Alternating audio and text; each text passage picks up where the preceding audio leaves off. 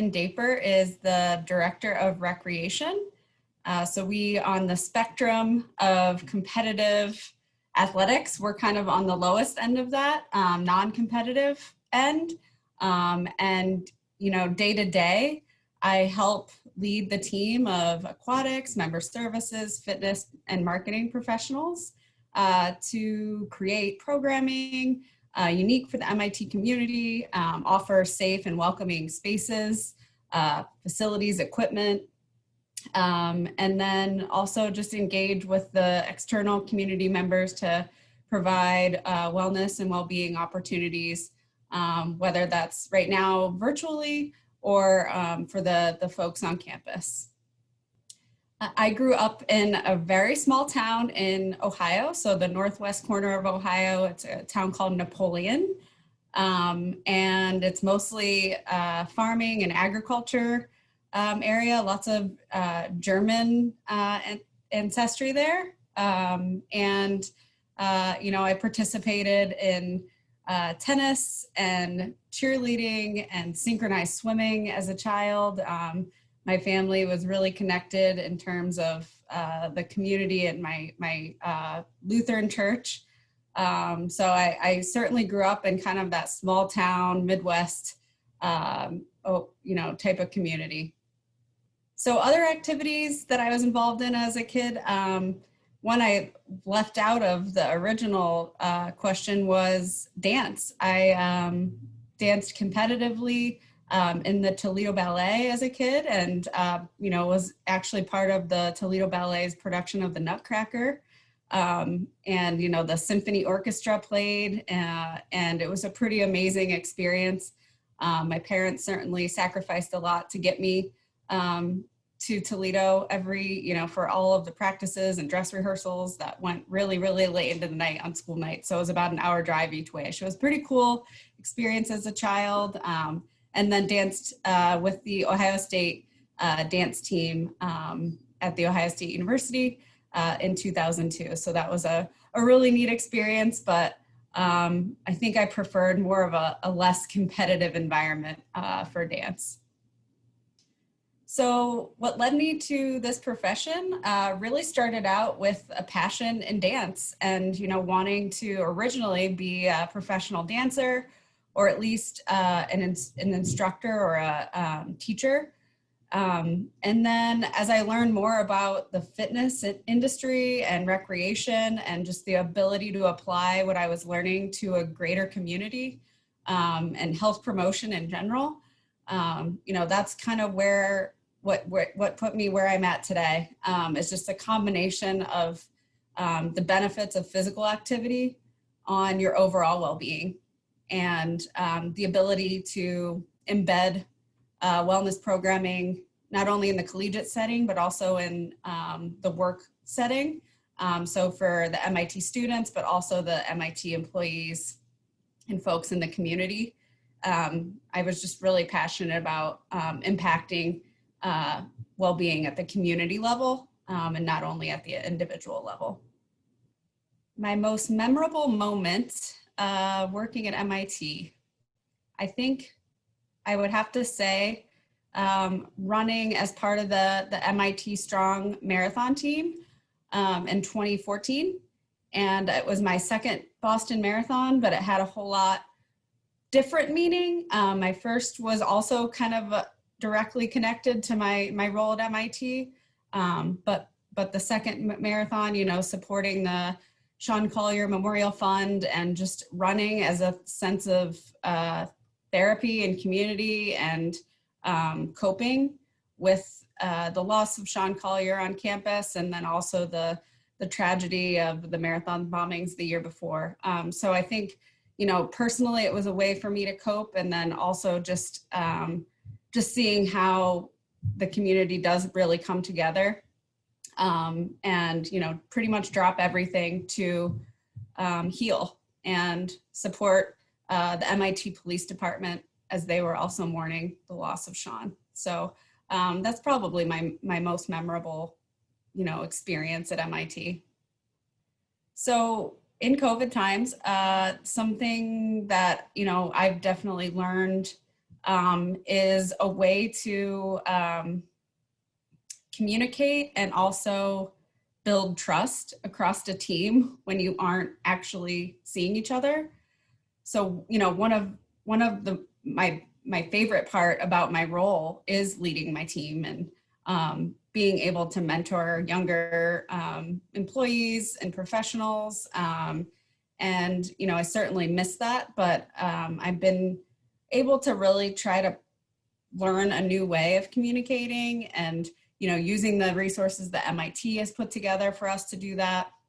And then also just supporting Dr. Anthony Grant in his role as the athletic director and department head in a really challenging time as a new department head. You know, that's something that I probably wouldn't have been so embedded in, but because of the role that facilities and operations and remote virtual fitness has played so heavily in coping and creating accessible programming, I've had that opportunity. So it's been challenging for sure, especially with the staff side of things. But I think we've really risen to the occasion, but also provided the time to say that it's okay to not have all the answers. It's okay to take a break. It's okay to work weird hours. It's okay to have challenging days. So just acknowledging the personal challenges and just weaving in empathy to how we're leading the team has been really valuable. So my favorite book, work related, I would say, is Fierce Conversations. And I finished this, gosh, I think maybe early last year.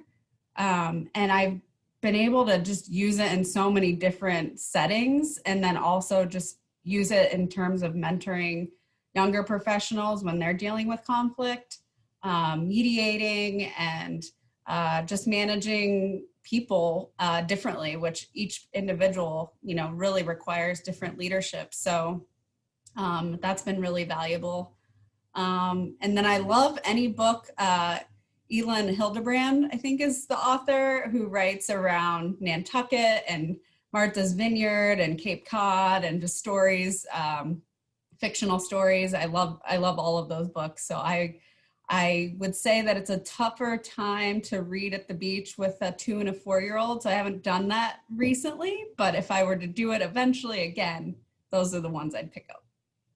Guilty pleasure or TV show because of my children would probably be any Disney movie. I never watched Tangled before, and now I watch it all the time, or Moana. That one specifically, my spouse and I have caught ourselves actually watching that even after our kids go to bed. So I guess I would land on Moana as one of those that I'll watch at any point. I love the music. The characters are hilarious, and just the, you know, the design of it and the storyline as well is really cool. So my favorite kind of genre of music, I'm like one of those people that says I love all types of music, but I kind of am all over the place. I love like 90s hip hop.